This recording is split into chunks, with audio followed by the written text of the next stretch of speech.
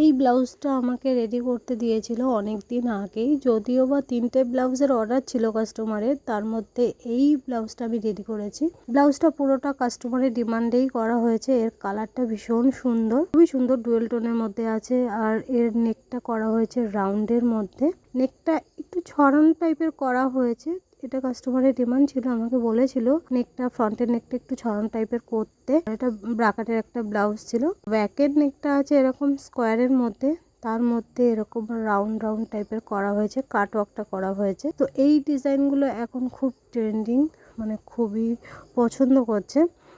তো এরকম মিডিলেরটা একটু বড় টাইপের করে, আর বাদ বাকিগুলো মানে লেন্থে যে মিডিলে ওইটা কাটওয়ার্কটা রাউন্ডটা একটু বড় করে, বাদ বাকি যে কাটওয়ার্কগুলো করা হয়েছে রাউন্ডটা, তো সেইগুলো সব একই সাইজের মধ্যে রাখা হয়েছে। আর ব্যাকে এরকম ভাবে পার্টটা দিয়ে দিয়েছি এক টেকেন থেকে আরেক টেকেন এর মধ্যে। এতে দেখতেও বেশ ভালো লাগে আর ফিনিশিংটাও বেশ সুন্দর হয়, বোঝাও যায় না যে এটা আলাদা অ্যাটাচ করা আছে, মানে সুন্দর লাগে খুব, এক কথায় বলতে গেলে। তো এর আগেও আমি এরকম টাইপের ব্যাকে পার্ট দিয়েছি। যদি পার্ট বড় থাকে, স্লিপসে দেওয়ার পর যতটুকু বেঁচে থাকে তো ততটুকু, ওরকম ভাবে আমি পার্ট এর আগেও দিয়েছি। এরকম সহজে হতে চায় না, পার্টটা যদি অনেকটা বড় থাকে সেক্ষেত্রে স্লিপসে দেওয়ার পরে তবেই হয়। আর স্লিপসটা আছে গ্লাস স্লিপসের মধ্যে। লটকানগুলো এরকম ভাবে করা হয়েছে, নিচে একটা প্রদীপ লটকানের মতো দিয়ে, ওপরে দুটো ঘন্টি বা কোণ যাই হোক না কেন এই লটকানগুলো দেওয়া হয়েছে। কাস্টমারের লটকান কোনো ডিমান্ড ছিল না, আমাকে বলেছিল সুন্দর করে